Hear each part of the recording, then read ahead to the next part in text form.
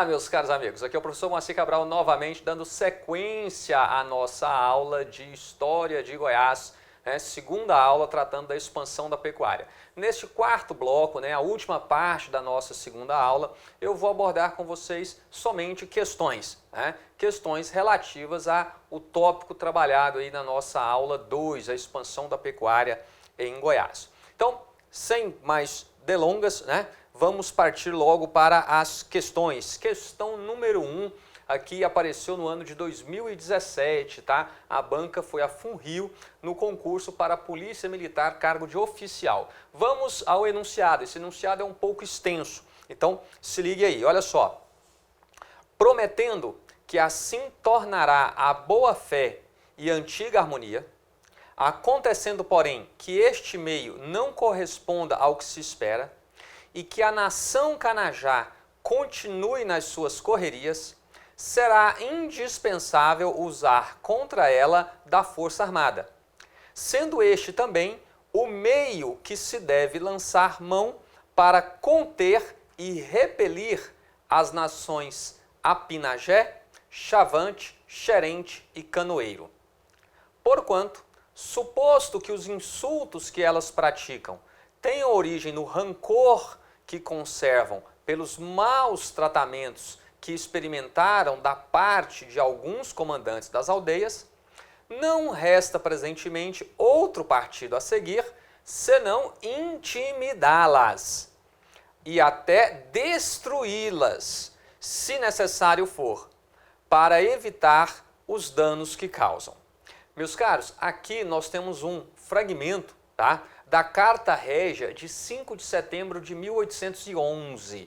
Essa carta aqui, então, estava tratando justamente de como deveria ser encarada alguns grupos, como deveriam ser encarados alguns grupos indígenas, que estavam ali, de certa forma, atrapalhando os interesses da coroa no território goiano, certo? Então, esse daí é um trecho da Carta Régia, aí do ano de 1811. Então vamos ao enunciado.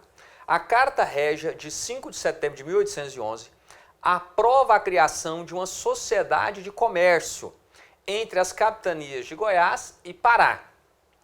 Concede isenções e privilégios em favor da mesma sociedade, além de dispor sobre os meios para se efetivar o plano. Sobre o povoamento branco e o sobre o povoamento branco e o trato com os indígenas, é possível afirmar que... Então vamos analisar agora cada um dos itens, meus caros. Olha só. Item A. Os maus tratos de alguns comandantes de aldeias citados na carta se referem ao período pombalino, quando os diretórios foram criados para governar as tribos. Bom, vamos lá. Os maus tratos, os maus tratos de que alguns comandantes das aldeias citados na carta se referem, ao período pombalino. O que foi esse período pombalino? Quando os jesuítas são expulsos, então, do país, e esse trabalho de catequização, de evangelização, ficou a cargo da coroa, foi criado o chamado Diretório do Índio. E isso fez parte da política indigenista do Marquês de Pombal. Por isso que faz referência ao período pombalino, em que o Estado português assume para si este papel de catequizar, de evangelizar, de ensinar o trabalho agrícola para os indígenas, para os nativos após a expulsão dos jesuítas. E realmente, nestes aldeamentos comandados aí, pela coroa portuguesa, os índios eram tratados de forma extremamente violenta. Então, quando ele diz aqui que é possível afirmar que os maus tratos que alguns comandantes das aldeias citados na carta se referem ao período pombalino, quando quando diretórios foram criados para governar as tribos, isso está correto, realmente aconteceu. Então nós temos aqui como gabarito a letra A. Mas vamos analisar os demais itens e ver o que nós podemos extrair, construir de conhecimento a partir deles. A letra B nos diz que o objetivo da carta era instituir uma nova forma de tratamento aos povos indígenas de Goiás, a partir de então marcados pela boa-fé e harmonia. Meus caros, boa-fé e harmonia, vejamos bem, eu até fiz questão no momento da leitura, né, de enfatizar lá com vocês a parte em que ele fala, né, de intimidá-las, de destruí-las, né? Nós temos aqui, ó, se não intimidá-las e até destruí-las. Há alguma possibilidade de entendermos isso daí como tratar com a boa fé e com a harmonia? Não, de maneira nenhuma. Então já está invalidado aí o item B. E veja, você não precisava ter o domínio do conteúdo para invalidar o item B. Apenas com a leitura do fragmento da carta régia você já poderia eliminar este item, certo? No item C nos diz o seguinte: a instituição de uma sociedade de comércio entre as capitanias de Goiás e Pará refletiam a necessidade de comercialização do ouro. Observe bem, a carta é de 1811, século XIX. O que nós já analisamos aqui de forma bem elucidativa é que a mineração ela se dá no século XVIII. O século XVIII é o século do ouro em Goiás. Já no final do século XVIII, ou ainda no final do século XVIII, você tem aí o declínio da produção aurífera e a transição para uma economia agropastoril. Então não há que se falar em estabelecer aí, né, uma sociedade de comércio entre Goiás e Pará para a comercialização do ouro. O ouro tinha deixado de ser uma atividade econômica importante no território goiano já. Tá? No final do século XVIII, o ouro já deixa de ser uma atividade econômica importante, preponderante, e a pecuária é quem vai lentamente assumindo o papel aí de sustentáculo da economia goiana. Então assim invalidamos também o item C, né? Trabalhei isso exaustivamente com vocês aí, tanto no final da primeira aula quanto no início da segunda aula também. E detalhe, assunto sempre cobrado, viu pessoal? Isso é sempre cobrado nas nossas provas. Então vamos lá. O item D. A prerrogativa pacificadora da administração colonial do século XVIII teve continuidade no século XIX, quando se instituíram as formas civilizatórias descritas na Carta Régia. Meus queridos, por favor, a Carta Régia está falando de alguma forma civilizatória? Querer destruí-las, né? É alguma forma civilizatória? De maneira nenhuma. Então assim também invalidamos o quê? O item D. A letra E nos fala que a capitania de Goiás foi a única a receber autorização para intimidar e destruir os povos indígenas após a vinda da família real para o Brasil.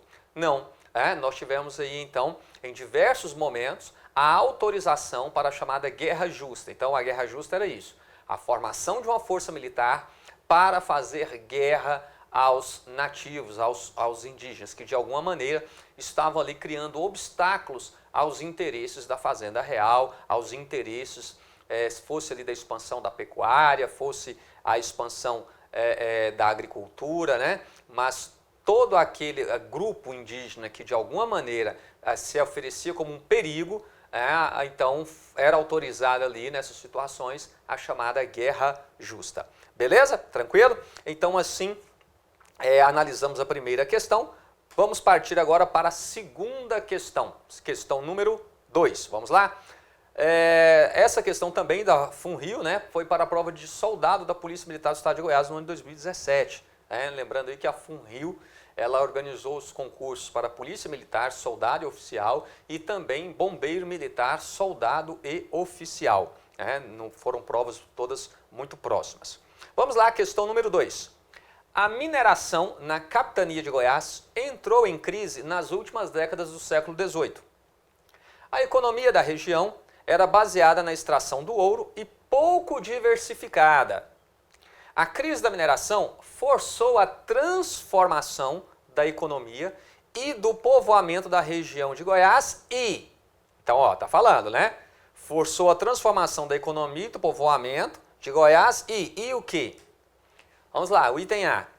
Os arraiais e demais aglomerações urbanas formadas pela riqueza da mineração permaneceram populosos e fortes economicamente, devido ao ouro acumulado. E aí, meus caros, permaneceram fortes?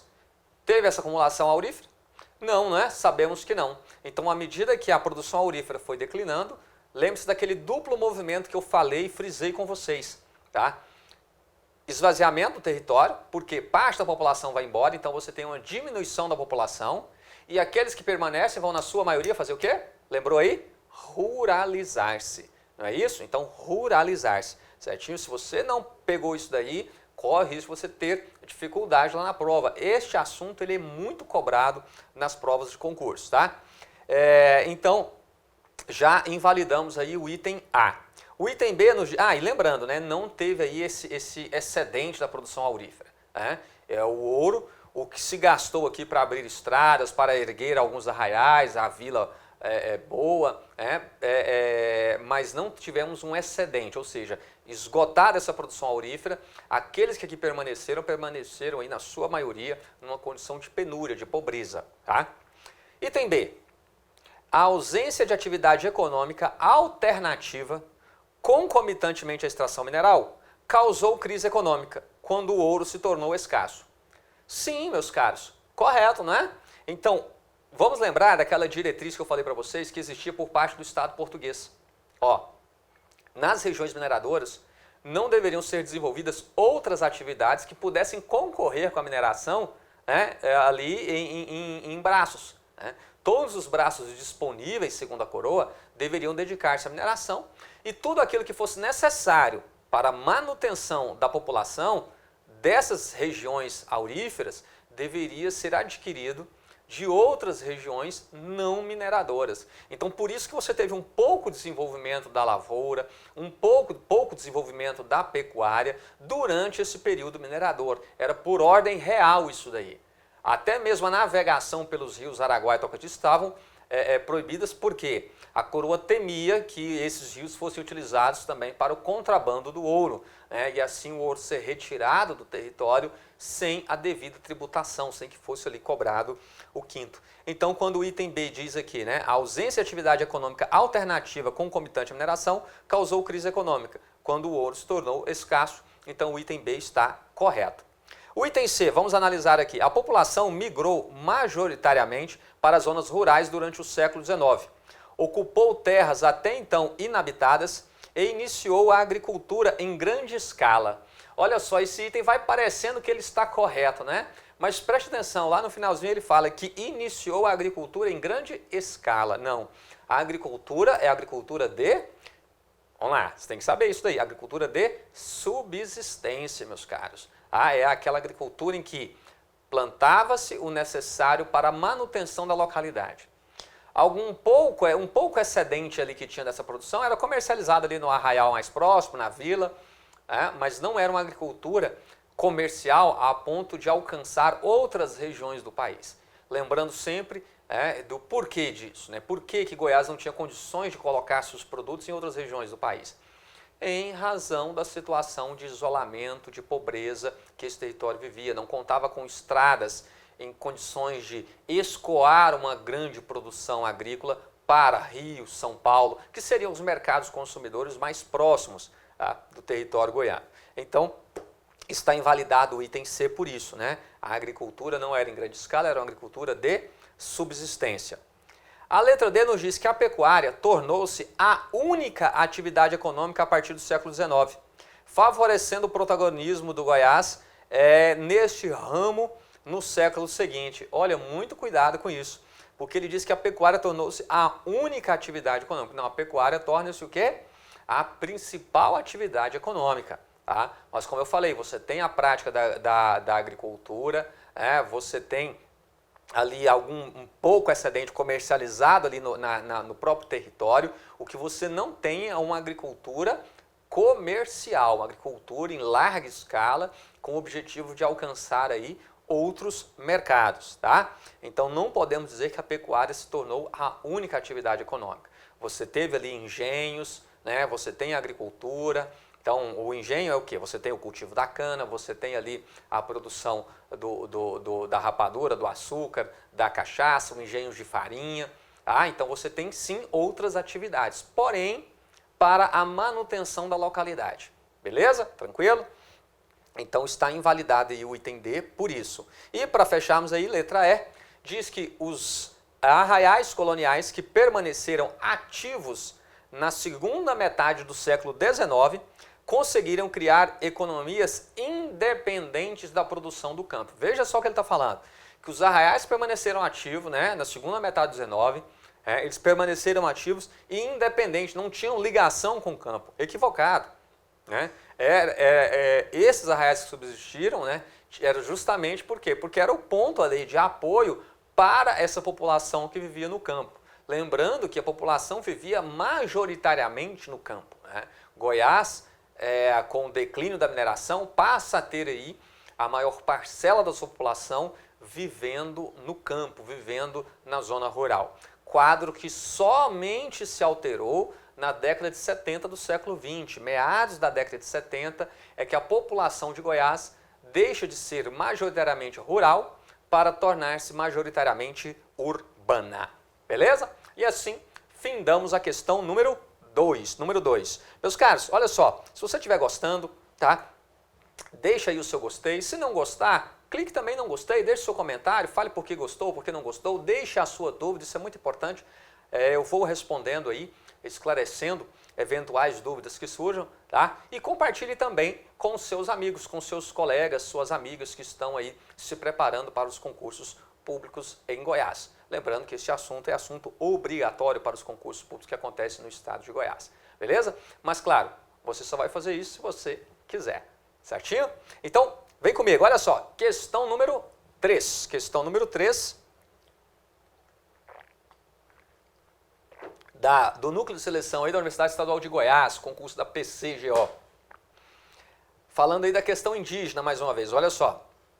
A guerra ofensiva perpetrada contra os Avá Canoeiro durou até a década de 1860. Praticamente 100 anos de conflitos contínuos entre colonos e indígenas, tendo como consequência a redução da população. Tá aí um trecho da obra da Dulce Madalena, né? Vamos lá. O texto citado refere-se a um importante grupo indígena de Goiás, os Avá Canoeiro, praticamente dizimados em decorrência da guerra com os colonizadores. O motivo desse conflito é decorrente. Então vamos lá. Por que teve esse conflito com o grupo Avá? Os colonizadores entraram em conflito com os Avás. O item A nos diz que da especificidade da língua macro-G falada pelos Avá Canoeiro, que inviabilizava a sua catequização, pois destoava da língua geral utilizada pelos jesuítas para a evangelização indígena. Meus queridos, vamos lembrar aqui, olha só. O território goiano, ele já era habitado, né, há milhares de anos por diversos povos. E esses povos que habitavam a região interior, essa parte central do Brasil, eram do tronco linguístico G. Tá? Porém, vocês devem lembrar lá na primeira aula, eu fiz questão de frisar isso, os povos Avá, povo Avá, eles é um povo de ocupação recente no território goiano. E eles pertencem ao tronco linguístico Tupi, não pertencem ao tronco linguístico G. Tá? Eles são de ocupação recente, fugindo do contato com o colonizador no litoral. Eles, então, a teoria que se tem é que eles subiram, então, todo o leito ali do rio Tocantins e se instalaram na região do Alto Tocantins, ali, Rio Maranhão. Beleza? Então, está errado aqui o item quando diz que da especificidade da língua macro-G falada pelos Avá. Não, eles pertenciam ao tronco linguístico Tupi, povo de ocupação recente, né? Fugindo do colonizador, é que eles migraram então para o território goiano. Não são povos originários deste território. Fechou? Então invalidamos assim o item A. O item B, do desejo dos colonizadores de apossar-se das terras habitadas pelos Avá Canoeiro, já que elas, situadas na bacia do Rio Vermelho, eram ricas em ouro. Meus queridos, voltemos um pouquinho ao enunciado, olha só. Está falando que a guerra ofensiva perpetrada contra os Avá Canoeiro durou até a década de 1860. E diz mais, praticamente 100 anos de conflitos. Olha, se foi até 1860, praticamente 100 anos de conflito, começou em 1760. Veja só, justamente no período em que a produção aurífera já começa a declinar em Goiás. Então você percebe que existe aí uma relação entre o declínio da produção aurífera e o conflito com os indígenas. Por quê? Justamente em razão dessa transição da economia mineradora para uma economia agropastoril. Tá? Então, quando fala que o desejo de apossar-se das terras habitadas pelos Avá, já que elas estavam situadas na bacia do Rio Vermelho e eram ricas em ouro, não. Não, observem bem que o ouro descoberto na cabeceira do Rio Vermelho foi em 1725 por Bartolomeu. Então foi a primeira região aurífera a ser explorada em Goiás. E a questão aqui já deixa claro que o conflito com os avás, ele se dá aí a partir de 1760, né, que vai se acirrar esse conflito aí a partir da década de 60 do século XVIII, justamente porque as minas auríferas, as regiões auríferas, né, estavam se esgotando e já tem esse processo, já inicia esse processo de expansão da pecuária, de ruralização da população. Daí o conflito com os avás, beleza? Então eles não estavam situados ali na bacia do Rio Vermelho, mas sim do Rio Maranhão, tá? Ali o Alto Tocantins. Fechou? Então invalidamos o item B. Letra C. Do deslocamento da exploração agropecuária para o norte da capitania, quando fazendas de gado foram estabelecidas em território habitado pelos avá. Observe que isso aí faz todo sentido, né? À medida que a produção aurífera vai declinando, o processo de ruralização da sociedade goiana faz com que esse conflito com os indígenas, então, fique mais latente, né? Venha a acirrar-se ainda mais. Então, o item C é o item correto aí, né? O deslocamento da exploração agropecuária para o norte da capitania, quando fazendas de gado foram estabelecidas em território habitado pelos avá. Só para fechar aqui, discutimos aí o último item. A letra D fala da miscigenação étnica entre os avá canoeiro e os quilombolas, o que lhes possibilitou condições de atacar engenhos, colocando em risco o sistema escravista. Pessoal, nada a ver aqui, né, dessa miscigenação aí entre avá e quilombola, não, é um grupo que vivia aí isolado, né, e então não ocorreu essa miscigenação, muito menos uma aproximação com o propósito de atacar engenhos ou sistema escravista, beleza? Então, já matamos aí a questão número 3, vamos lá para a questão número 4. Questão número 4 aí também PCGO 2013. Observem só, meus caros. Nas últimas décadas, olha o enunciado, nas últimas décadas do século XVIII e princípio do século XIX, a situação econômica da capitania era crítica. A palavra decadência é a que mais se encontra entre os vários apelos e lamentos daqueles que a habitam, sejam provenientes das autoridades governamentais, sejam de elementos do povo, tá? Então, tá aí um trechinho, né, da obra Goiás, aí 1800-1850, né? Um período de transição da mineração à agropecuária. O texto citado aborda a crise da produção aurífera em Goiás. A consequência dessa crise foi, então vamos lá, qual foi a consequência da crise da produção aurífera? Então vamos identificar aqui entre os itens.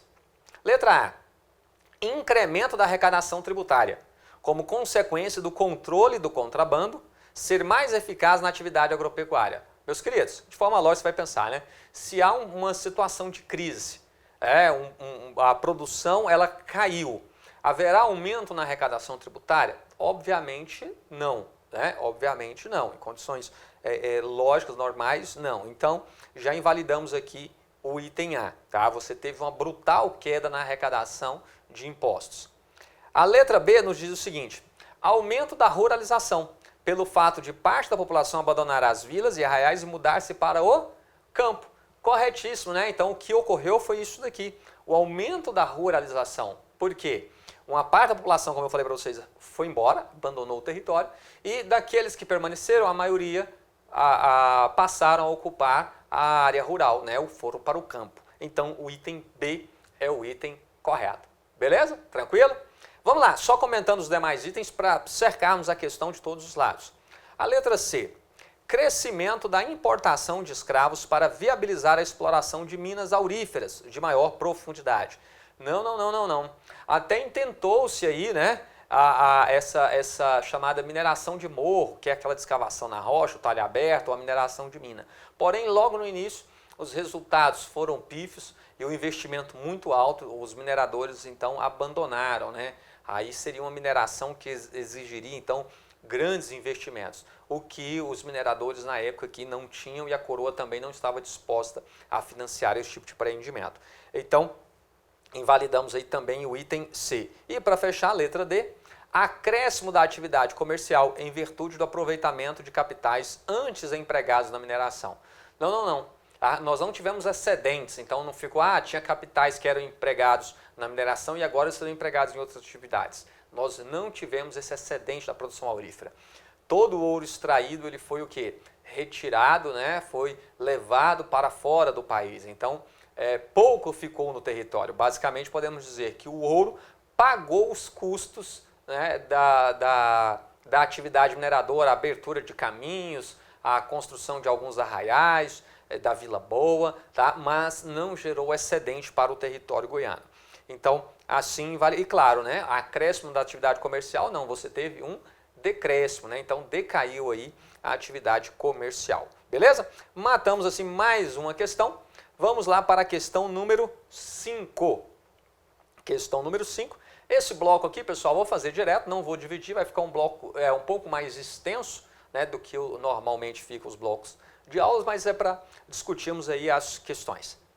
Vamos lá, meus queridos. Questão número 5, olha só. Tendo em vista que a independência do Brasil, proclamada em 1822, foi um ato político fundamentalmente conduzido pelas elites do Vale do Paraíba, Rio de Janeiro, São Paulo, Minas Gerais, e que, pelo país afora, a partir de então, mudanças ocorreram na esfera político-administrativa e, ainda que pouco profundas na esfera socioeconômica, assinale a opção correta no que concerne a aspectos significativos da história política de Goiás. Então vamos lá. Então quer saber aí em relação a esse processo, né, aí de independência do Brasil e tal, algo que nós tenhamos de significativo para a história política de Goiás. Essa questão, por mais que você tenha estudado e tal, poderia ser que lá na prova você encontraria alguma dificuldade para, a partir da primeira leitura, já identificar o item correto. Mas, por eliminação, ficaria bem mais fácil. Tá? A questão certa, ela traz algum detalhe ali que normalmente nós não estudamos ou não nos atentamos quando estamos fazendo a leitura do conteúdo. Beleza? Então, mas por eliminação, você também chegaria aqui à resposta correta. Então, vamos lá. Olha o item correto aqui. O movimento nacionalista explodiu em Goiás quando a abdicação de Dom Pedro I, em 1831. Liderado por um bispo, um padre e um coronel. Esse movimento conseguiu depor os governantes portugueses da região. Vamos lá, vamos entender isso. Durante o período imperial, que nós já estamos falando de 1831, né, o Brasil já tinha se tornado independente desde 1822, vigorou o chamado oficialismo político. O que era isso? Governantes eram impostos às províncias, né, no caso no período imperial, muda o status de capitania para província. Então, para a província de Goiás, eram os presidentes de província, né, desempenhando aí o papel de governador. Então, eles eram impostos pelo imperador, era o chamado oficialismo político. Tá? Então, pessoas vinham comandar Goiás que não tinham nenhum vínculo com o território, nunca tinham pisado aqui e a primeira vez que pisavam já era como governador, sem conhecer a realidade, sem conhecer as dificuldades, as demandas da população que aqui vivia, né? E leia-se, fala-se população, né? Entenda-se aí a nossa elite, né? Já que participação popular era nula. Mas vamos lá, olha só. Então, diante desse cenário, houve sim esse levante, conseguiram em alguns momentos fazer com que fosse indicado para Goiás, para governar Goiás, pessoas mais favoráveis, né, ligadas então a essa elite agrária que vai ascendendo economicamente, politicamente no âmbito da localidade, mas que se sentia muito mal por não ter o controle do território goiano em suas mãos, né? Pelo fato de que o imperador estava sempre impondo governadores. Então, em 1831 aconteceu isso, né? Houve aí um levante e conseguiram fazer com que fosse indicado para presidente da província de Goiás a uma pessoa que fosse favorável a essa elite. Então, esse item ele está correto. Mas vamos lá, vamos ver que não seria difícil você eliminar os demais itens para ter certeza do gabarito aí na letra A. A letra B nos diz o seguinte, que não foram formados em Goiás partidos políticos ao modo liberal e conservador, que se revezavam no controle do poder nacional, fato que demonstra o isolamento desse estado em relação ao núcleo de poder imperial. Olha só, podemos dizer que Goiás sim estava numa posição marginal, né, de pouca relevância no cenário político nacional.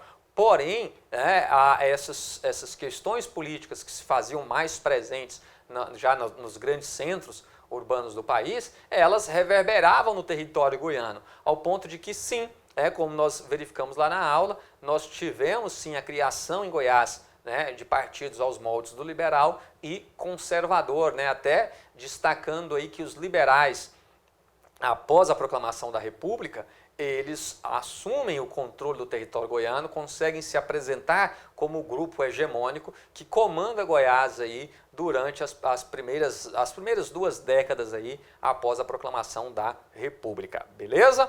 Bom, então o item B está invalidado por isso. O item C.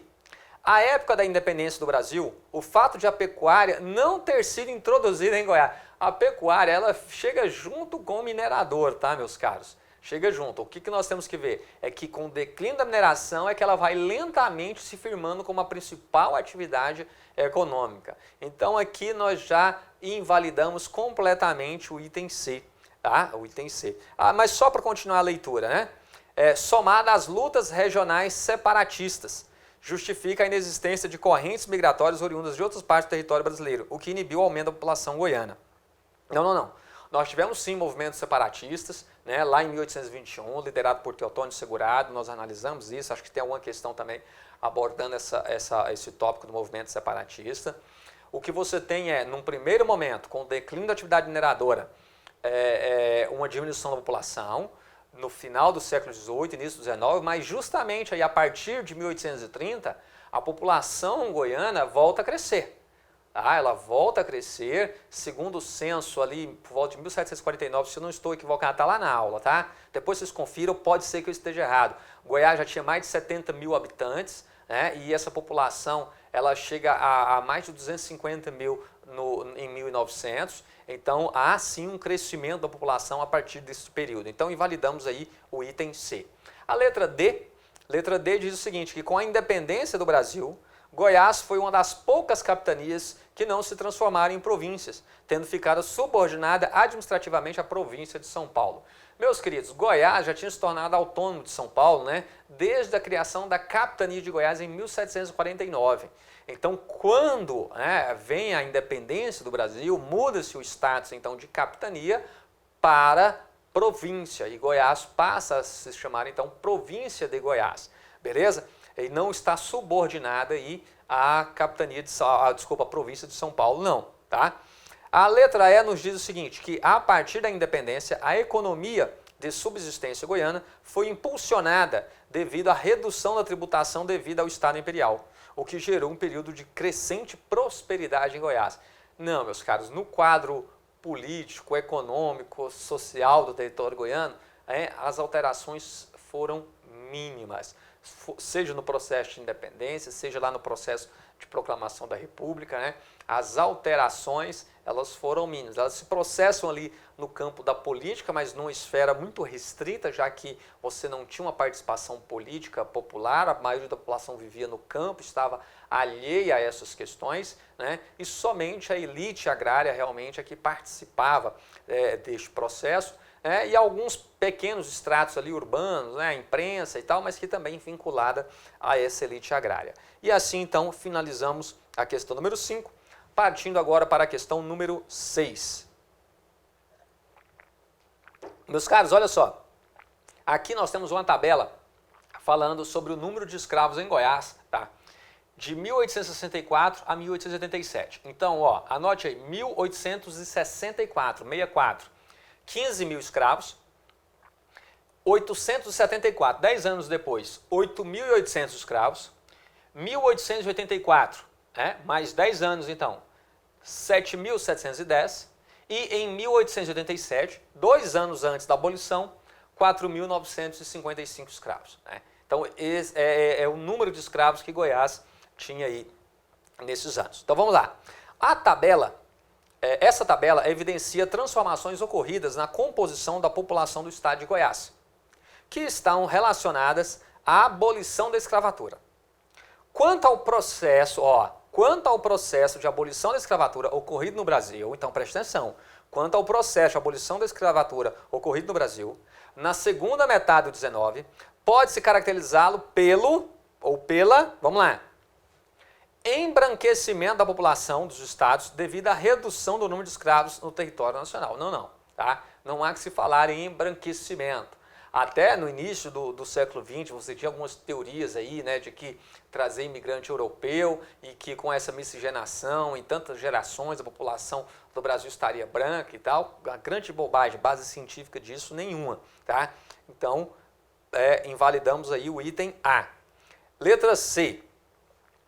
Extinção da escravidão com a Lei Eusébio de Queiroz. Meus caros, a Lei Eusébio de Queiroz foi a que extinguiu a escravidão? Não. Qual foi a lei? Lei Áurea, não é? A Lei Eusébio de Queiroz, só para lembrá-los aí, né, foi aquela lei que proibiu o tráfico negreiro, né, o comércio aí de escravos. Então, em 1850 foi proibido. O fato de ter sido proibido em 1850 não significa dizer que ele cessou aí já completamente, mas já foi o início do processo aí para a abolição, mas em 1850, tá? Então, invalidamos aí a letra B. A letra C nos diz o seguinte: construção da cidadania republicana pautada por direitos sociais e atuação dos abolicionistas. Não, cidadania republicana, nós ainda estamos no período imperial. Lembre-se de que em 1888, que a princesa Isabel, né, assina então a Lei Áurea, e a república ela só foi proclamada no ano seguinte. Tá? Nós tivemos lá em maio a abolição da escravidão, em maio de 88, e em 15 de novembro de 1889 é que vem a proclamação da República. Então, invalidamos aí o item C. A letra D nos diz redução progressiva do número de escravos num processo que atendeu aos interesses dos proprietários. Corretíssimo, meus caros, a letra D, redução progressiva do número de escravos. Por que progressiva? Meus caros, da coisa horrorosa, abominável que era a escravidão, isso daí já tinha que ter sido abolido, né? Não deveria nem ter existido. Mas lá em 1850, né, já o Brasil sofrendo pressões externas pela abolição da escravidão, então já tinham que ter abolido de vez. Mas aí não, o que o Brasil fez foi abolindo isso daí, né, em etapas. Então você teve lá a Lei Eusébio de Queiroz, proibindo o tráfico negreiro. Depois você teve a lei do ventre livre, estabelecendo que as crianças que nascessem ali, a partir daquele momento, eles estavam livres, mas tinham que continuar, obviamente, vivendo ali com os pais que estavam em regime de cativeiro. Aí, já mais próximo ainda, né, da abolição, nós tivemos lá a lei dos sexagenários, que libertava, então, os escravos com mais de 60 anos, para, por fim, né, termos aí, então, a Lei Áurea, que aboliu de vez a escravidão. Então, essa redução progressiva do número de escravos num processo que atendeu aos interesses proprietários, que não queriam que essa abolição acontecesse de forma abrupta, né? Isso deu tempo, esse processo deu tempo para que eles se preparassem e pudessem, então, trazer a mão de obra europeia para substituir essa mão de obra escrava, que ela se dava ali principalmente na cafeicultura no sudeste do país. Beleza? E só para fechar aqui, né? Diminuição expressiva do número de escravos com a lei do ventre livre, que garantiu a libertação das mães. Não, a lei do ventre livre garantiu a libertação das crianças que nasciam a partir daquele momento. Beleza? Então, vamos lá. Próxima questão, na verdade errei aqui o número dela, né? Não é a questão número 2, ela é a questão número 7. Então, vamos lá. Está aqui 2, mas na verdade é a questão número 7. Olha só. Da UEG também, né, para o cargo aí de pesquisador do Instituto Mauro Borges. Galera, uma dica aqui importante para vocês, ó, já que nós estamos analisando essa questão aqui, que foi do concurso do IMB.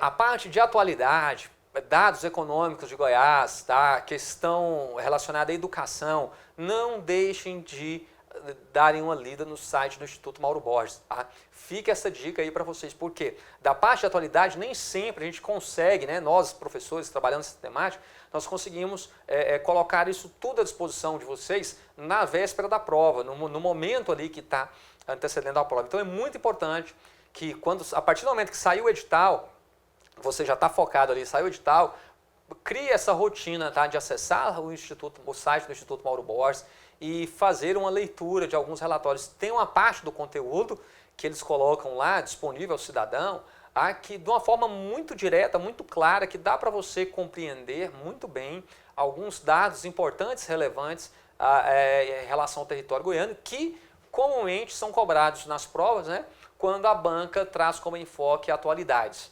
certo? Então, fiquem ligados nisso daí. Então, vamos lá. Olha, essa questão é muito boa, foi uma questão muito bem elaborada, tá?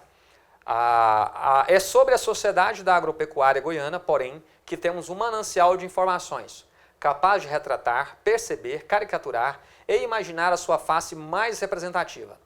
Dessa sociedade irá se extrair o conceito capaz de resumi-la em uma só palavra e de inseri-la numa imagem capaz de eternizações memoriais na redoma da historiografia que a envolveu por séculos. A decadência. Então está aí um trecho da obra do Nars Shaul, né, Caminhos de Goiás, tá? Uma obra importante, quem tiver acesso aí, conseguir. Eu não sei se ela está disponível aí, se você acha ela na internet, disponível para baixar, algum PDF, alguma coisa assim, tá? Mas se você tiver a oportunidade de ler essa obra, é uma obra fundamental para compreendermos bem a história de Goiás. Então vamos lá. O texto refere-se ao século XIX goiano, que foi caracterizado por agentes públicos e intelectuais da época e por algumas obras historiográficas como o século da decadência socioeconômica de Goiás. Essa visão de que a sociedade goiana pós-mineratória era decadente expressa vamos lá, essa visão, presta atenção, essa visão de que a sociedade goiana pós-mineradora era decadente expressa letra A, concepção adequada da realidade, uma vez que a diversificação da atividade econômica e urbana atingida no século XVIII foi substituída por uma economia baseada na monocultura rural. Não, meus caros, olha só, cuidado que isso daqui pode te induzir ao erro quando fala em concepção adequada. Porque se você lembrar lá do relato produzido pelos viajantes, que nós analisamos, né, durante a nossa aula, você vai pensar que isso é realmente uma concepção adequada. Mas observe o que ele diz aqui. Uma vez que a diversificação da atividade econômica e urbana atingida no século XVIII. Diversificação da atividade econômica e urbana?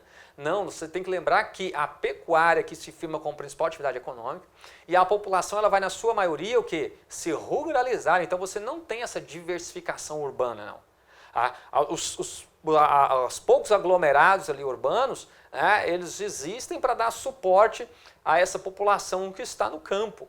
A população majoritariamente está no campo. Então, invalidamos. E também ele fala lá, baseada na monocultura. Monocultura é o que? É só uma cultura. Não.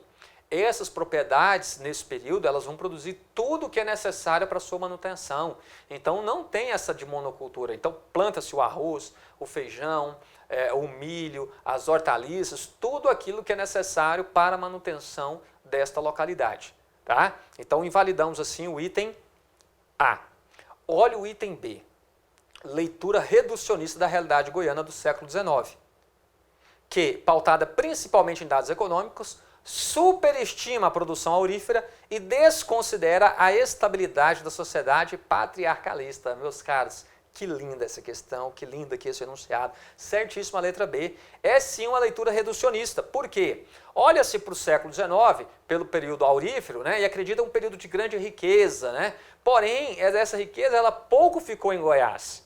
Tanto é que cessa a atividade mineradora, declina essa atividade mineradora, Goiás está na pobreza, no isolamento. E veja só, o que é que realmente, verdadeiramente lança as bases da sociedade goiana? É justamente essa sociedade agropastoril, essa sociedade que se firma no território goiano após o declínio da atividade mineradora. Então, é sim uma leitura reducionista da realidade goiana do século XIX. Não percebe aí, desconsideram aí a estabilidade dessa sociedade agrária, patriarcal, né, que tem como sustentáculo da sua economia a pecuária. Beleza? Então, letra B é o item correto, tá? Letra C, só para finalizarmos aqui, já é a última questão, tá, meus caros? Olha só, letra C, valorização das especificidades culturais da sociedade goiana, que tomou forma no século XIX, com a miscigenação etnocultural entre indígenas, europeus e africanos estimulada pelo isolamento geográfico. Meus caros, olha só, está falando que a miscigenação entre, né, o indígena, o europeu e o africano, ela aconteceu em razão do isolamento. Não, a miscigenação ela acontece porque em contato esses povos se misturam mesmo, vão se miscigenar. Não é o isolamento que fez com que isso acontecesse. E não há nenhuma valorização aí de especificidades culturais da sociedade goiana, coisa nenhuma. Então, invalidado o item C. Letra D, negação dos relatos de viajantes estrangeiros que percorreram Goiás no século XIX, uma vez que seus escritos demonstram a pujança e a vitalidade da economia baseada na exportação agropecuária. Não, né? Olha só, pelo contrário, o relato desses viajantes mostram que uma sociedade pobre, uma sociedade, na fala de alguns desses viajantes, né, pouco industriosa, o goiano pouco dado ao trabalho, de que o pouco que ele fazia era para gastar em festas religiosas que duravam ali durante todo o ano, né, que tinham aí um calendário extenso durante todo o ano. Então, o relato desses viajantes é justamente o que constrói essa visão de pobreza, de decadência ao longo do século XIX e que não consideram que é justamente essa sociedade que lança as bases verdadeiramente do território goiano. Certinho, meus caros? Então, essa foi a última questão, né, que eu tinha para trabalhar com vocês. Quero pedir a vocês aí, se você gostou, clique aí, gostou. Se você não gostou, também diga que não gostou, né?